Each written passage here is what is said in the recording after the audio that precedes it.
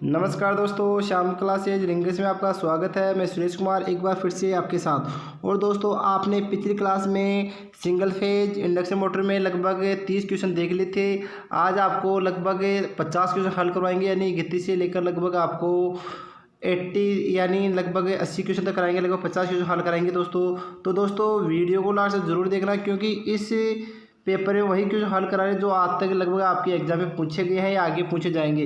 भले वो आपकी कंपटीशन एग्जाम हो, चाहे वह आपकी ईयरली एग्जाम हो। तो आपके सेकेंड ईयर के बच्चों के लिए काफ़ी महत्वपूर्ण टॉपिक का मोटर, इसमें से लगभग 4 या 5 क्वेश्चन पूछे जाते हैं। तो दोस्तों, वीडियो को लास्ट तक जरूर देखना। अगर अच्छा लगे तो इसको लाइक करना, अपने दोस्तों के साथ शेयर करना।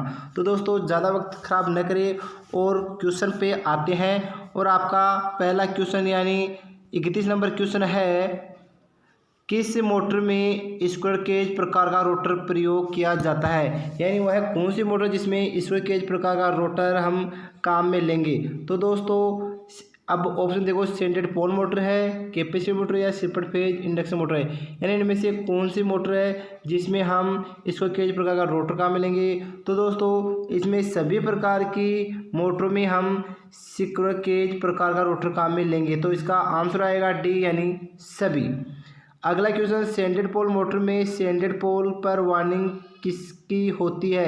यानी अगर आपकी स्टैंडर्ड पोल मोटर है, उसमें स्टैंडर्ड पोल है, उस पर वार्निंग किसकी होती है? तो दोस्तों, उस पर आपके स्टैंडर्ड पोल पर वार्निंग होती है तांबे की। किसकी होती है? तांबे की। तो उसका करेक्ट आंसर आएगा ए, तांबे की। अगला क्वेश्चन है, सेलेंट पोल यानी बड़े पोल और स्टैंडर्ड पोल यानी छोटे पोल किस मोटर में उपयोग होते हैं? तो दोस्तों, यह पोल आपके किस मोटर में पोल उपयोग होते हैं? वो होती है आपके स्टैंडर्ड पोल मोटर में ही आपके स्टैंडर्ड पोल यानी बड़े पोल व स्टैंडर्ड पोल यानी छोटे पोल प्रयोग किए जाते हैं। अगला क्वेश्चन है, सेलेंट पोल मोटर में उत्पन्न विद्युत वाहक बल प्रेरण के कारण किस में आता है? यानी इसमें जो ईएमएफ पैदा होता है वह किस में आता है? तो दोस्तों, इसका करेक्ट आंसर होगा आपके स्टैंडर्ड पोल मोटर में आएगा। यानी जो आपके स्टैंडर्ड पोल में उत्पन्न विद्युत वाहक बल होगा वह प्रेरण के कारण किस में आता है? ये आपके स्टैंडर्ड पोल मोटर में आता है। अगला क्वेश्चन है दोस्तों आपका 35 नंबर क्वेश्चन है आपका, सेलेंट पोल मोटर में सेलेंट पोल व स्टैंडर्ड पोल की चुंबकीय फ्लक्स की प्रक्रिया के फलस्वरूप चुंबकीय अक्ष किस ओर खिसकता है? तो दोस्तों, यह आपका स्टैंडर्ड पोल मोटर की ओर खिसकता है, यानी इसका करेक्ट आंसर आएगा ए। अगला क्वेश्चन आपका, स्टैंडर्ड पोल मोटर में रोटर का गुणन होता है। यानी आपकी स्टैंडर्ड पोल मोटर है, उसकी रोटर का गुणन किस प्रकार होता है? तो ध्यान रखना दोस्तों, स्टैंडर्ड पोल मोटर में रोटर का गुणन होता है सेलिएंट पोल से स्टैंडर्ड पोल की ओर उसकी गुणन गति होती है। यानी इसका भी करेक्ट आंसर क्या है? आपका ए है। यानी स्टैंडर्ड पोल मोटर का रोटर होता है वो सेलिएंट पोल से स्टैंडर्ड पोल की ओर गुणन करता है। अगला क्वेश्चन, स्टैंडर्ड पोल मोटर कितनी क्षमता की बनाई जाती है? तो आपकी जो स्टैंडर्ड पोल मोटर है वह कितनी क्षमता की आती है? तो दोस्तों, इसका करेक्ट आंसर आएगा 3 से 125 वाट क्षमता की बनाई जाती है। तो इसका करेक्ट आंसर है बी। अगला क्वेश्चन है, स्टैंडर्ड पोल मोटर का प्रारंभिक टार्क होता है। यानी आपकी जो स्टैंडर्ड पोल मोटर है इसका प्रारंभिक टार्क क्या होता है? तो यह मोटर ऐसी मोटर जिसका सबसे कम टार्क होता है, यानी बहुत कम टार्क होता है। सभी मोटर में, सिंगल फेज मोटर में सबसे कम टार्क किसका होता है? स्टैंडर्ड पोल मोटर का होता है। नेक्स्ट क्वेश्चन आपका, स्टैंडर्ड पोल मोटर की दक्षता होती है। यानी स्टैंडर्ड पोल मोटर की दक्षता क्या होती है? तो दोस्तों, स्टैंडर्ड पोल मोटर की दक्षता होती है 5 से 35% इसकी दक्षता होती है। अगला क्वेश्चन है, हेयर ड्रायर खिलौने विद्युत घंटे में कौन सी मोटर काम में आती है? तो दोस्तों, इसमें भी आपकी स्टैंडर्ड पोल मोटर काम में आती है। काफ़ी बार एक क्वेश्चन पूछ जाते हैं, इन मोटरों का उपयोग कहाँ किया जाता है? आपकी स्टैंडर्ड पोल मोटर का उपयोग कहाँ किया जाता है? खिलौनों में, हेयर ड्रायर में आदि में इनका उपयोग किया जाता है। अगला क्वेश्चन है दोस्तों आपका, दोहरे स्टैंडर्ड पोल या दोहरी सेलेंट वार्निंग वाली स्टैंडर्ड पोल मोटर क्यों बनाई जाती है? यानी ये मोटर क्यों बनाई जाएगी? तो दोस्तों, इसका करेक्ट आंसर होगा गुणन गति बदलने के लिए। यानी इसका बी आंसर रहा होगा। यानी गुणन गति बदलने के लिए हम दोहरे सेलेंट वार्निंग वाली सेलेंट पोल मोटर बनाई जाती है। अगला क्वेश्चन है यूनिवर्सल मोटर किससे चलाई जाती है? तो यह आपकी AC DC दोनों से चलाई जाने वाली मोटर है, तो इसका करेक्ट आंसर आएगा सी, यानी AC DC इसमें क्या है? दोनों, तो इसका करेक्ट आंसर आएगा सी। अगला क्वेश्चन है यूनिवर्सल मोटर की संरचना किस मोटर के समान होती है? तो दोस्तों यह होती है आपकी DC सीरीज मोटर के समान। और DC सीरीज मोटर के समान क्यों? क्योंकि आपकी DC सीरीज मोटर होती है उसका स्टार्टिंग टॉर्क क्या होता है? बहुत ज़्यादा होता है। इसी प्रकार आपकी यूनिवर्सल मोटर का भी टॉर्क बहुत ज़्यादा होता है। अगला क्वेश्चन आपकी यूनिवर्सल मोटर का दूसरा नाम क्या है? तो हम आपकी यूनिवर्सल मोटर को क्या बोलते हैं? आपकी यूनिवर्सल मोटर को हम बोलते हैं आपकी AC सीरीज मोटर, तो इसका करेक्ट आंसर आएगा ए, यानी AC सीरीज मोटर। अगला क्वेश्चन है दोस्तों आपका 45 नंबर क्वेश्चन है, आर्मेचर रिएक्शन को दूर करने के लिए कौन सी वार्निंग की जाती है? तो आर्मेचर रिएक्शन को कम करने के लिए हम कंपनसेटिंग वार्निंग करते हैं, तो इसका करेक्ट आंसर आएगा ए। अगला क्वेश्चन आपका कंपनसेटिंग वार्निंग की जाती है, यानी कंपनसेटिंग वार्निंग कहाँ की जाती है? तो यह आर्मेचर के श्रेणी क्रम में की जाती है, इसका करेक्ट आंसर आएगा बी। अगला क्वेश्चन है कम्यूटेशन को सुधारने के लिए क्या प्रयोग किया जाता है? Compensating winding, interpole, armature winding या इंटरपोल वार्निंग या इंटरपोल। हाँ, तो दोस्तों इसका करेक्ट आंसर क्या है? यानी कम्यूटेशन सुधारने के लिए कम्यूटेशन क्या होता है? यानी जो चिंगारी पे तो इनको सुधारने के हम क्या करते हैं? इंटरपोल काम में लेते हैं, तो इसका करेक्ट आंसर आएगा डी, इंटरपोल। अगला क्वेश्चन है इंटरपोल कहाँ स्थापित किए जाते हैं? तो दोस्तों आपके इंटरपोल होते हैं वह कहाँ स्थापित? तो दोस्तों आपके इंटरपोल हमेशा स्टेटर पर स्थापित किए जाते हैं। अगला क्वेश्चन है ऐसी कौन सी मोटर है जिसे हम AC और DC से प्रचारित करने पर प्रत्येक दशा में एक ही दिशा में कार्य करने वाला टार्क पैदा होता है? तो वह आपकी यूनिवर्सल मोटर, यानी सिंगल फेज ऐसी मोटर है जो AC DC दोनों सप्लाई से चलाई जा सकती है। अगला क्वेश्चन है दोस्तों आपका यूनिवर्सल मोटर की गुणन गति किसके व्युत्क्रमण होती है? यानी किसके विलोमानुपाती होती है? तो इसका करंट हो जाएगा लोड, यानी जैसे जैसे लोड बढ़ेगा तो इसकी स्पीड कम हो जाएगी, अगर स्पीड बढ़ेगी तो लोड डाउन है तो ही स्पीड बढ़ पाएगी। अगला क्वेश्चन आ रहा है आपका 55 नंबर क्वेश्चन, तो लगभग 20 क्वेश्चन हो चुके हैं दोस्तों। तो ये क्वेश्चन है यूनिवर्सल मोटर को किस प्रकार के लोड पर प्रचलित नहीं किया जा सकता? यानी कौन सा लोड है जिसमें हम यूनिवर्सल मोटर को नहीं कर सकते? तो शून्य लोड पे। क्यों?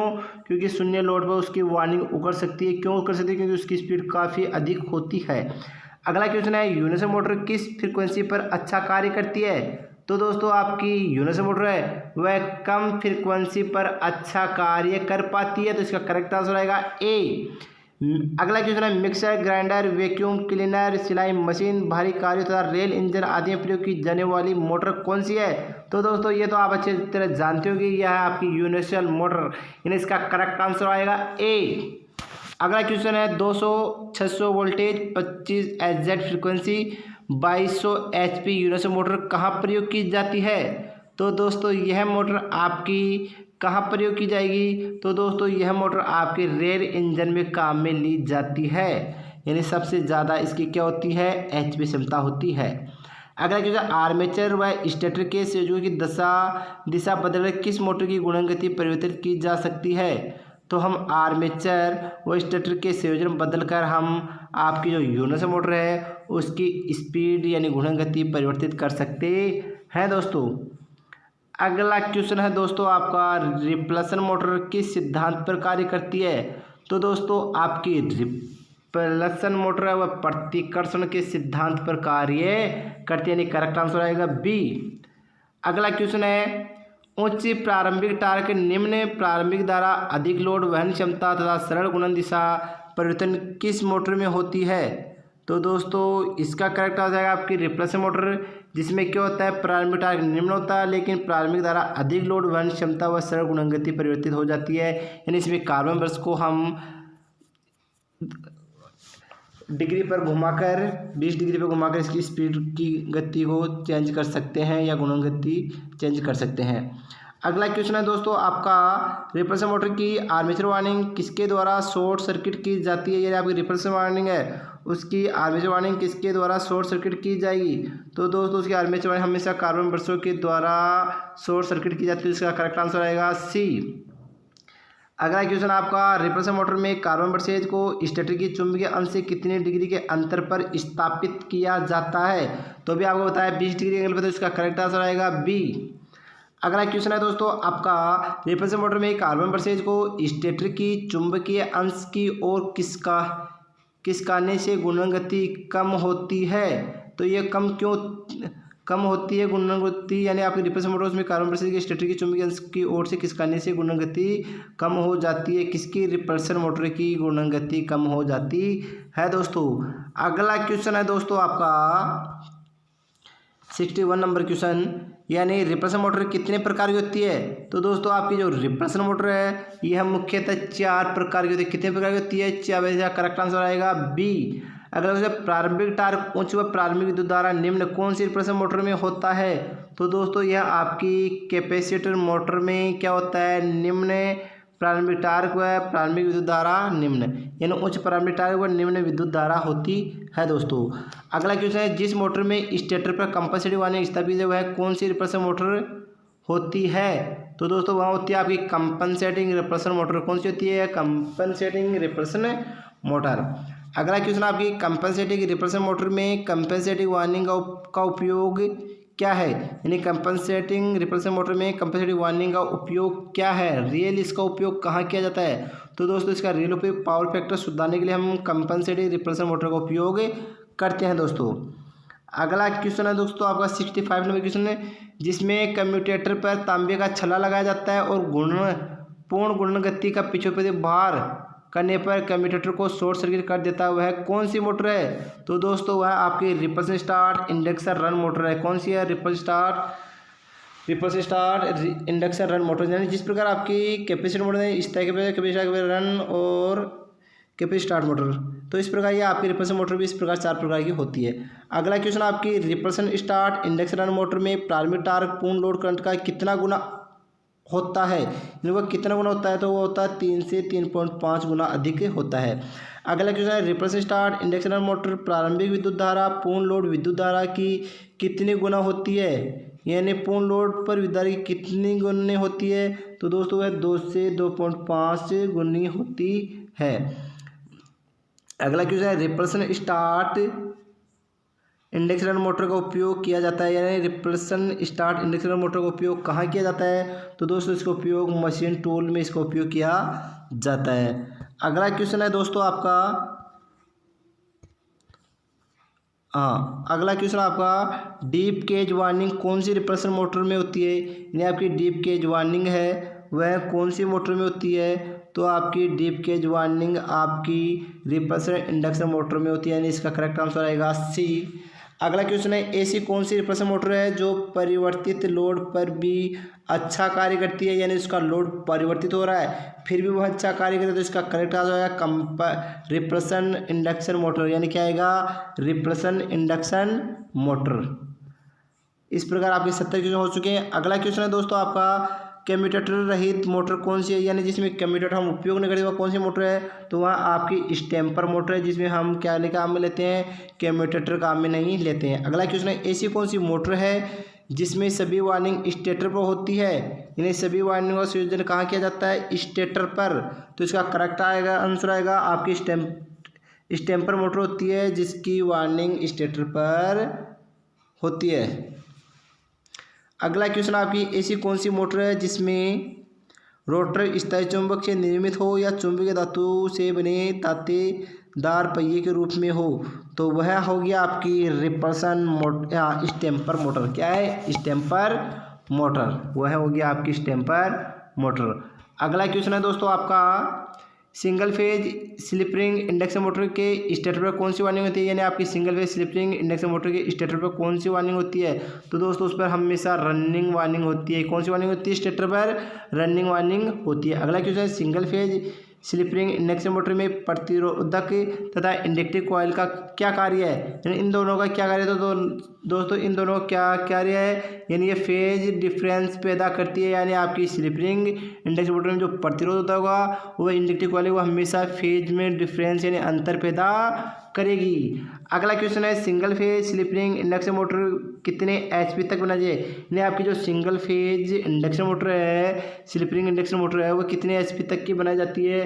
तो दोस्तों वह आपकी लगभग 1 एचपी तक की बनाई जाती है। स्लिप रिंग इंडक्शन मोटर हमेशा कहाँ तक बनाई जाती है, 1 एचपी तक ही बनाई जाती है। अगला क्वेश्चन है single phase slip ring induction motor की गुणन दिशा होती है। यानी आपकी जो single phase slip ring induction motor है उसकी गुणन गति कैसी होती है। तो वह हमेशा परिवर्तनीय गति होती है। क्या होती है, परिवर्तनीय, हम चेंज कर सकते हैं। अगला क्वेश्चन है गुणन गति के आधार पर एसी मोटर कितने प्रकार की होती है। तो गुणन गति के आधार पर हमेशा 3 प्रकार की एसी मोटर होती है। अगला क्वेश्चन है दोस्तों आपका गुणन गति के आधार पर एसी मोटर कितने प्रकार की होती है। तो वो 3 प्रकार की बता दी। अगला क्वेश्चन है सिंक्रोनस मोटर व स्टैंडर्ड किस प्रकार की मोटर है। यानी सिंक्रोनस मोटर व स्टैंडर्ड किस प्रकार की मोटर है। यानी दोनों मोटर किस प्रकार की है, यानी स्थिर गति पर चलने वाली मोटर होती है। कौन सी, सिंक्रोनस मोटर व स्टैंडर्ड मोटर। अगला क्वेश्चन है स्थायी capacitor motor, capacitor run motor, इसमें cage slip ring induction motor किस प्रकार की मोटर है। यानी यह सभी प्रकार की मोटर किस प्रकार की है। तो दोस्तों ये समायोजित गति के आधार पर मोटरों के प्रकार हुआ है। स्थायी capacitor motor, capacitor run motor, इसमें केज मोटर, स्लिप रिंग, इन सभी की गतियों को क्या किया जाता है, समायोजित किया जाता है। लास्ट क्वेश्चन है दोस्तों आपका सामान्य रूप से किस मोटर की गति 3000 आरपीएम से अधिक हो सकती है। तो वह होती है आपकी यूनिवर्सल मोटर जिसकी स्पीड लगभग 3000 आरपीएम में राउंड पर मिनट से भी अधिक हो सकती है। तो दोस्तों काफ़ी अच्छे क्वेश्चन थे। आज के लिए बस दोस्तों इतना ही। नेक्स्ट क्लास में फिर से हम मिलेंगे एक नई क्लास के